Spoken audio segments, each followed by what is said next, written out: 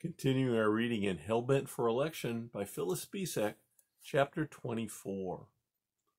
We started in the general direction of the school, and excitement cropped into my voice when I asked, "Will she be there today, Alexis?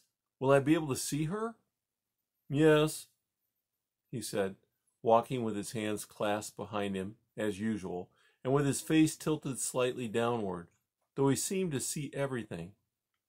"Vicey will be in school, and you will see her. On the way, however, there are a couple of details I should like clarified. We have discussed the pros and cons of your not actually becoming a church member from all sides save one. That is simply this. If you were honestly so appalled by the interpretation and tactics of believers, and I am now convinced that you were, that you could not for your own sake join permanently with them, does it not stand to reason that you might have joined for their sake, since you and Della were steeped in religious practice, and you then went on to become versed in guidebook knowledge and understanding? Is it not logical that, forgetting yourself, you might have helped them, that you were in fact needed by them?" I wanted to grimace. "Alexis," I said sharply, "you drive a hard bargain. If you are not poking fun at me, and I'm willing to concede that you are also sincere, then you already have the answer to that. I told you I nursed an ulcer, that I was a nervous tangle, and that they would not listen to me. Sometimes I thought that if he appeared to them in person, they would have gone right on about their boggling, browbeating, and balking. But he did leave his peace with you. But he left when the world was far less complicated and the church was far less shivered. Now, you know that it is utter nonsense." Hellbent. "He is the same yesterday, today, and forever. Be sensible enough to use the sense he gave you on his behalf." "Are you trying to make me ashamed and guilty, Alexis?" "I am trying to make you see that he will do just the opposite. He does not want your condemnation. He wants your happiness. But in order to receive the peace he has for you, you must first give him obedience." That sounds like the logic of even swap. "Not at all. And you know well. For everything he takes, he gives back many times magnified. But first you must give, and peace comes when you are in accordance with his will. Do you think you were?" Apparently not, since you put it that way. But neither do I see that I could have done things differently. Do you? You are convinced, then, that you did what he wanted you to? He wanted you to commit suicide? I thought about it for a moment. Then I ventured, "Well, he did. That is, he gave up the ghost." "Giving up one's life and taking it are two different things." "All right, I was out of his will and I murdered myself. Is that what you want me to say?" "I want you to say nothing except what you feel is true. Do you feel that is true?" "Alexis, you seem to forget I have no desire to go above, to dwell anyway. So, what difference does it all make? If I were in his will, if I murdered myself, if I tell the truth, what does it matter? If I am a rotten egg, so much the better. Toss me out." "I see," he said. "It still comes back to that. Very well. We have a lot to accomplish. Let us begin with the details of your suicide." "What do you mean, we have a lot to accomplish? You continually talk and act as if we were keeping to some kind of schedule. If you intend to pressure me into changing my mind..." He waved an impatient hand. "I am no evangelist, Hellbent. You need not be perpetually suspicious of me. Your free will is still very privately your own. As to the schedule, we can get to that later. Right now, be on your own suicide. You felt you were beset on all sides and had to come to the conclusion that further existence on earth was pointless. Is that right?" "Yes, that was part of it. I also concluded that I did not really want a continuation of dwelling with creatures like Bully Rude, Sharp Distinction, and my own disavowed tribe. No glorification, including free will, could polish the rough edges off them and make rubbing shoulders eventually for eternally less than extremely painful to my way of thinking. I wanted to be done with them once and for all, and I wanted a chance to be near the only 3 people I love. After weeks of thought and deliberate planning, I decided that suicide offered the best solution.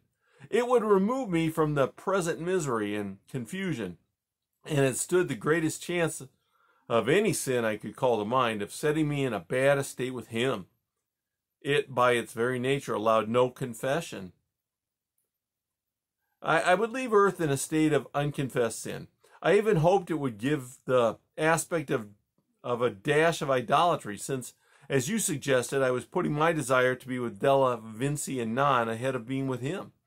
But apparently he saw through that, because it was really quite obvious that if I had ever been able to put anything else ahead of him, I would gladly have done so. And if ever I had been able to stop believing, I would not have had to go to such lengths to turn him against me. Alexis shook his head and grinned. When I become a man, he quoted gently, I put away childish things. All right, I barked. So it wasn't a very bright idea, and it didn't work. Do you have to be cute about it? Cute? He said, cute?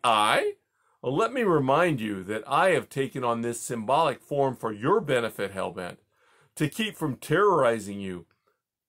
I might also do well for you to remember that even he took on a form such as yours so that you could learn from him. You humans cannot seem to comprehend much beyond your own basic ingredients, and therefore must be reached through those means. Cute indeed. Oh, you need not flash and spark and threaten to burst forth like a Roman candle, Alexis. I know I am stupid and wayward and foolish and belligerent. If I ever doubted that, I certainly had it pointed up to me when I botched my own suicide. I had planned everything so carefully, and then, but what does it matter? You know what happened. I know, he said, confining himself to a steady glow, but I should like to hear your version of it. Also, since leaving Earth separated you from people you found intolerable, did it not likewise separate you for the time being from those you loved? In other words, did it not? Well, did you not feel it worth being with them to be with Della, Vinci, and Nan? But it was not quite that simple, Alexis. Leaving Earth did separate me from loved ones, yes. But if I had risked continuing to live, I might have passed away suddenly in a state of grace. I couldn't risk that. It was better to forcibly remove myself and leave in a state of sin. But all those passages you knew which stated clearly that your condition in him was not retractable. He that believeth shall not come into condemnation, neither shall any man pluck them out of my hand.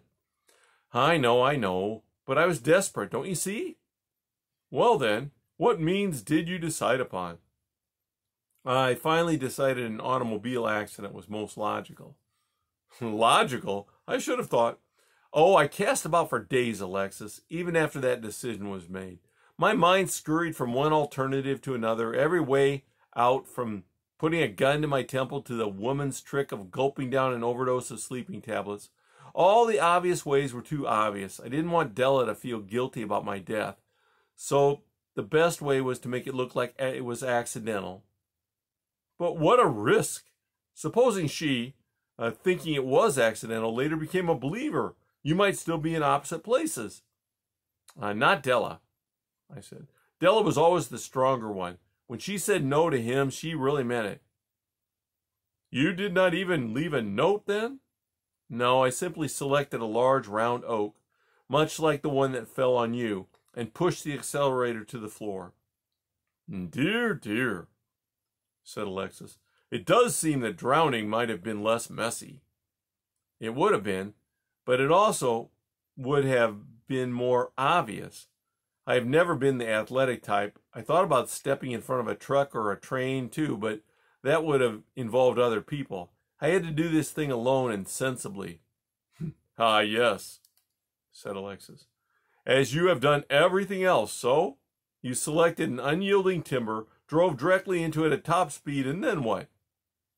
And then I continued to live, dismembered, demented, and gory for 6 miserable hours. 6? asked Alexis.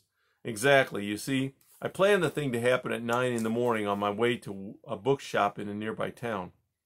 You tell Della you were going? Yes, it was my day off, and she knew I liked to browse. But did it never occur to you that you might not die instantly? I didn't think I could fail. I had had the motor gone over.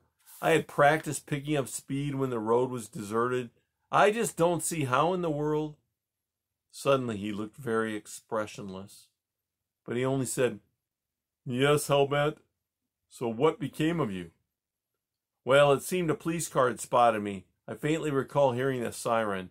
At any rate, they arrived minutes after I collided with the tree, summoned an ambulance, and what was left of me was extricated and removed to a hospital. I take it you were in severe pain? So much of it all over that I seemed dipped and drenched and could only find relief by babbling incoherently. My mouth seemed to be the only working part of me. I see. And when you arrived at the hospital? I remember that a student nurse fainted when she saw me. I remember that another one groaned and said, Oh, what if he should live? And still another, God have mercy. They worked over me for 3 hours until noon. I remember uttering indistinct thoughts all the while. Finally, they wheeled me into a room alone, and for a time I heard their voices outside in the hallway. So what if it was suicide? Leave the poor guy alone. To blazes with your newspaper and your police reports. What does he care what you write or record? It makes no difference what he said. They say all kinds of things. Now, you certainly may not take any pictures. No. And then they cleared the way and let Della and Nan in to see me. Incidentally, Alexis, I was sure it was no act she put on at the graveside, as Cousin Rationale suggested. She nearly fainted when she came into my room. I know it was no performance, Hellbent, but go on. Well, I felt so sorry that I had bungled so badly that all I could seem to do for the next 3 hours from noon to 3 in the afternoon was explain and apologize. My tongue ran on and on. Sometimes I realized a bit of what I was saying and I tried to stop it, but I was helpless. It was almost as if he had turned his back on me. But that was what you wanted, was it not? I never thought I did. I'm sure I do, but right. No, then I wasn't so sure. And they all just stood there staring down at me. Della and Nan, 2 doctors, 2 nurses. I wanted to see Vicey, but they wouldn't let me. I got the idea that I was too horrible for her to see. Somehow I thought wildly, this is what I get for once displaying willfulness and never look upon. Well, finally a nurse wiped the blood from my mouth and I died. That is, I passed from death to life. It happened so quickly. I breathed the last breath. I heard Della sob aloud, and then I was in the outer office of the High Registrar. Alexis nodded, smiling gently, but with sadness around his eyes. If only humans would know this before it is too late, Hellbent. But tell me, in your babblings, I take it you confessed the entire plot to Della and Nan? I'm afraid I did. So now that they know, Alexis, they will surely join me in hell. Did Della say nothing at all during those last 3 hours? She wept and swooned alternately, Alexis. They had to keep reviving her. Once when she tried to speak, the doctor said, It's all right, don't try. He wouldn't understand you anyway. And non-regenerate? His concern was mostly for Della, as it should be. Besides, with his way of thinking and looking at things, he undoubtedly felt that the doctor was right. The fragment of me that remained would not be capable of receiving communication. I see. It was probably for Della's sake, then, that the funeral was held the next day, the next morning, closed coffin. I stopped and stared at him. The next morning? Do you mean because I was so badly torn asunder that means that the day before yesterday we attended my funeral luncheon, so that actually we started our pilgrimage on the afternoon of my death? And when I joked with the chief registrar, the chief counselor, about formaldehyde, it was actually happening? This then is the third day after my departure? Yes, Hellbent, the third day. He looked somber. Alexis, I said with sudden alarm, is this the last day? He stood very still and looked at me. In the distance, a train whistle sliced through the silence. A dog growled. A mother scolded her child. Finally, Alexis said, "This is the last day, Hellbent." Then if I do not sufficiently prove my case by the end of today, 3 o'clock this afternoon. Exactly 3 days and 3 nights? Exactly. But, I began frantically, what if I have not succeeded in convincing you? All along you have spoken of it as proving my case, a score for my side, but is it really that way? How do I stand then? How do I add up? Alexis, please. He drew a deep breath and said, "It adds up exactly as you want it to add up, Hellbent." Do you mean I am closer to hell than to... Is that the way you want it? Yes, Alexis, yes. Then that is the way it is. I cried out with a loud voice, dancing and twirling through the air with my vacuity. I win, I'm going to hell. But then another thought struck me, and I fell in beside Alexis as he trudged solemnly along. 6 hours, Alexis? From 9 in the morning till 3 in the afternoon? But that's exactly how long he suffered. That sounds like almost as if... Would he do that to me, Alexis? I am only a ministering spirit, Hellbent. I do not know that he has gone to great lengths to convince men. But the 3 days and the 3 nights in which to prove my case? As Jonah was 3 days and 3 nights in the belly of a whale, and so shall the Son of Man be 3 nights and 3 days in the heart of the earth. Also, he went and preached unto the spirits in prison. Is that it, Alexis? Is that it? Is what? What? Well, he descended into hell and preached to the lost souls, didn't he? Does he give you the same length of time to deal with me that he gave himself to deal with them? He plodded on, his eyes straight ahead. What does it matter, Hellbent? I thought about it for a minute, and then I laughed. You are quite right. What does it matter? I shall see Vicey and Della and Nan. I shall know that as well. Then I shall be released. But I stopped abruptly and stared at the skirt of his garment. Alexis, I said, you have a little spot of dirt on you. How can that be? It looks like dirt, and yet it seems to move about. Here, let me.